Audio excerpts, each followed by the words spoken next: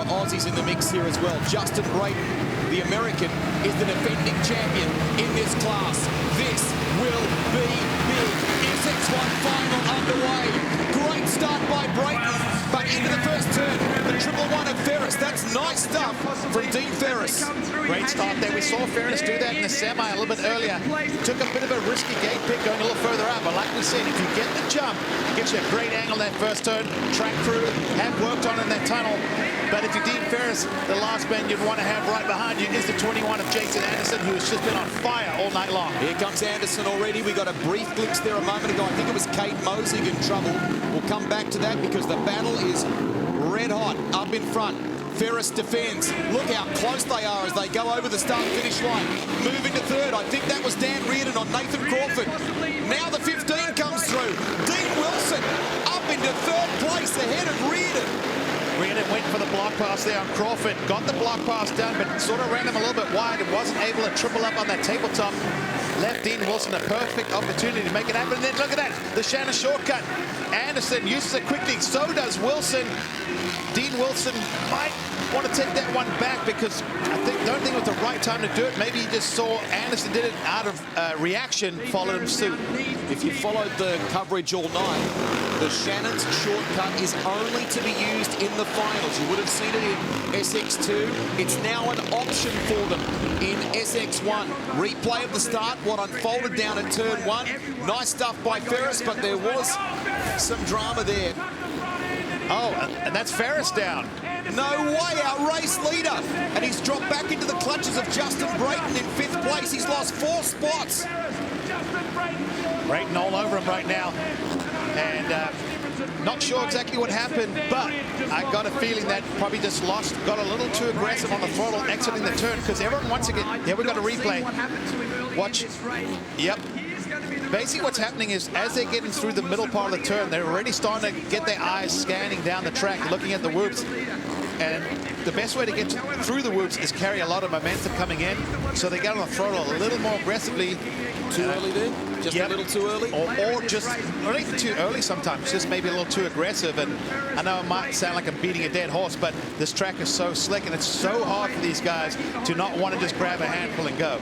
Feed it, gently feed it, but that seems at odds with what they do in Supercross. They race hard, these guys. The 117 is Dylan Long. He's in 7th place behind Daniel Herline at the moment. Justin Brayton is up in 5th. There he is. He's the reigning champion with the #1 plate. Top of the points at the moment, leading by 10 over Dean Ferris. Let's hope he's okay. This is not good for his championship situation. He was sitting second in the points. He was just ahead of Brayton, but yeah, that's that fishtail back and forth, back and forth. Once that bike starts basically getting unsettled and unstable, once the back kicks here, then it's out of sync, isn't it? Doesn't stay on top of the whoops like on an even plane. A lot of rocking there.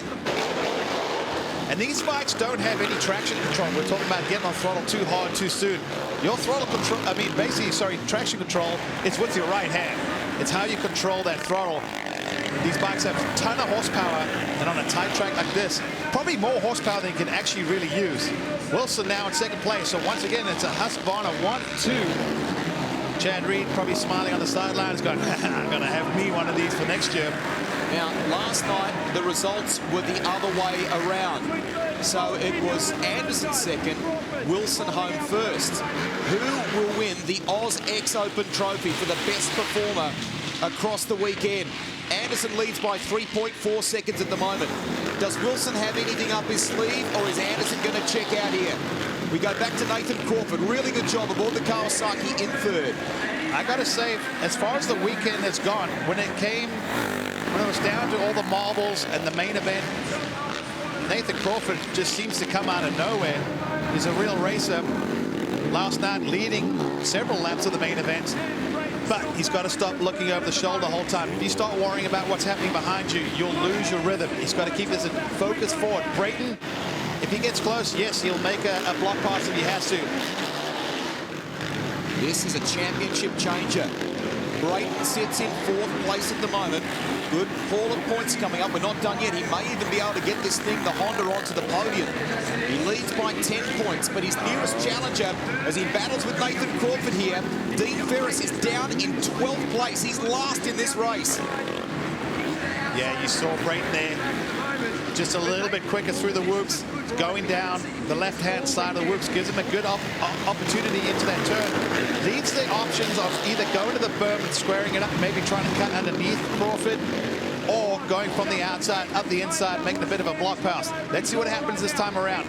This is where Brayton's making up all his time. Crawford not quite as aggressive coming to the whoops. Brayton's got the drive this time.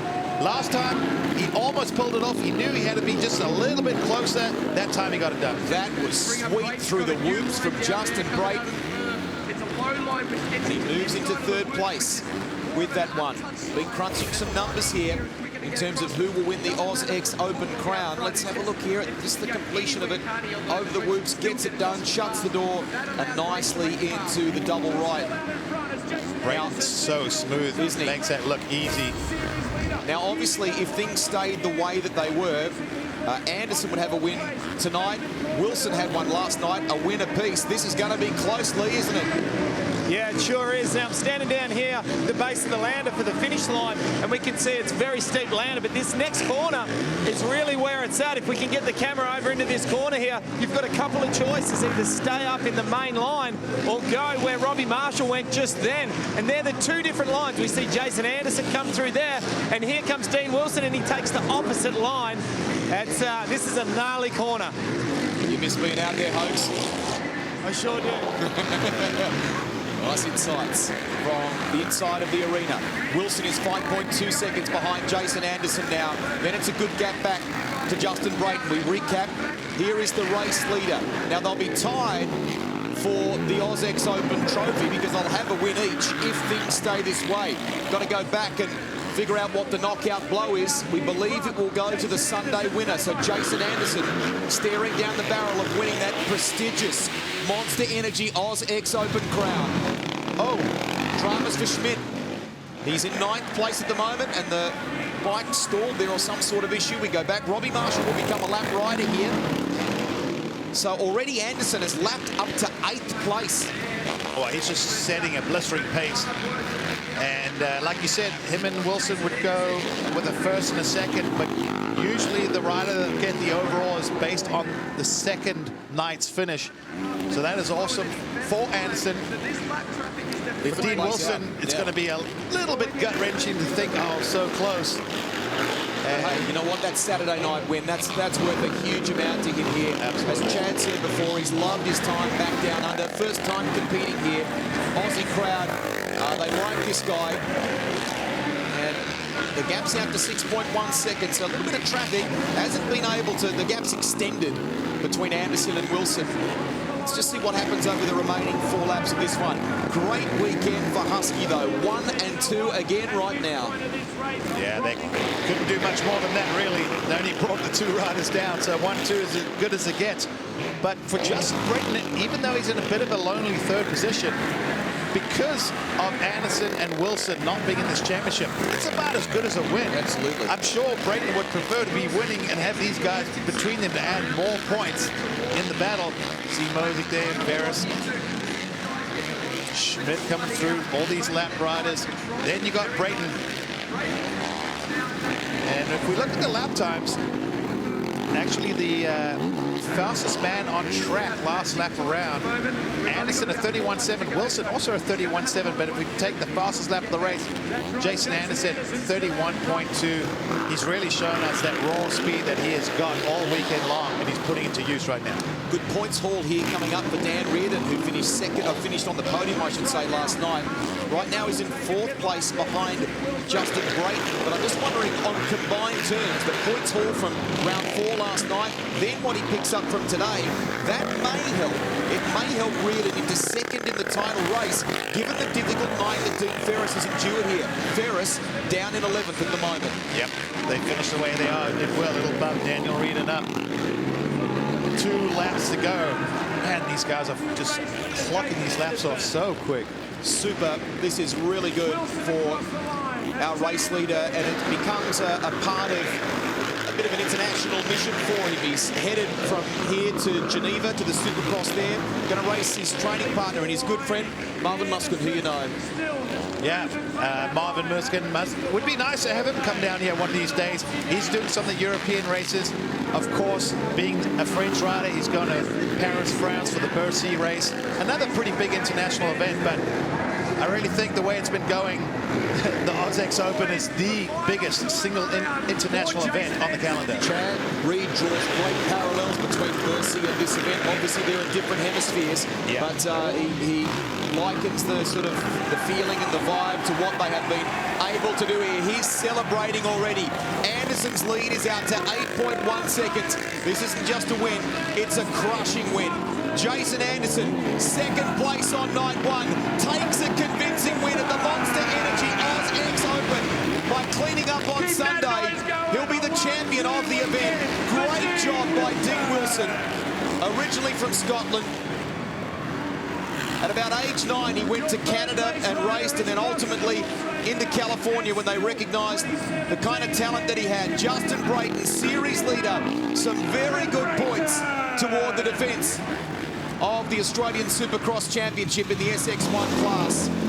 What a great night of racing we've enjoyed here.